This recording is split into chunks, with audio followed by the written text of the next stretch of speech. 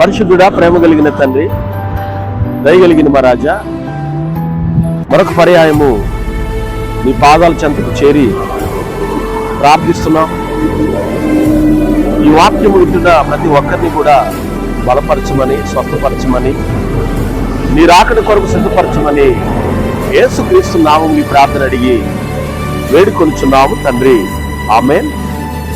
కీర్తన గ్రంథము 92వ అధ్యాయము ధ్యానం చేసుకుందాం.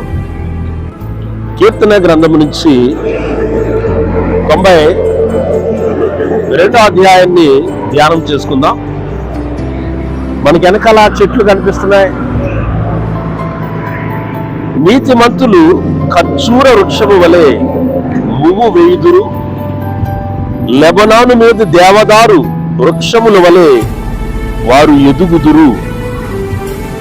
ప్రియమైన దేవుని పిల్లలారా, ఈ రోజున నీతిమంతులు ఖర్జూర వృక్షము వలె మువ్వు వేయుదురట, లెబనోను మీద దేవదారు వృక్షముల వలె వారు ఎదుగుదురు.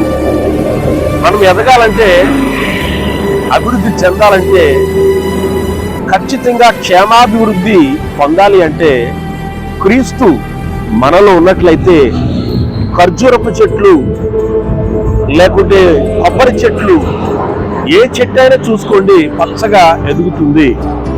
అలాగే క్రీస్తు మనలో ఉంటే దేవదారు వృక్షం వల్ల, దేవదారు చెట్టు అంటే దేవునికి ఇష్టం, దేవుని చెట్టు అని పేరు. యెహోవా మందిరములో నాటబడిన వారై వారు మన దేవుని ఆవరణములో వరిదిల్లుతారు. దావీదు అంటాడు కదా, నేనైతే పచ్చని చెట్టు వలె, ఒలీవ చెట్టు వలె నేను నాటబడతాను అంటాడు ఆయన మందిరములో.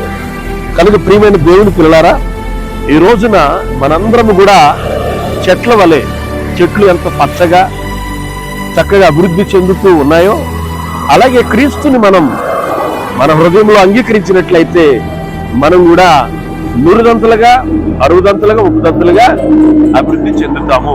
దేవుడి మాటలు మనందరి వినికిడిలో దేవుడు దీవించి ఆశీర్వదించును గాక, ఆమేన్. తండ్రి యొక్కయు కుమారుని యొక్కయు పరిశుద్ధాత్మ నామంలో పరిశుద్ధ దేవుడు మనందరికీ తోడైండి నిత్యము నడిపించును గాక, ఆమేన్.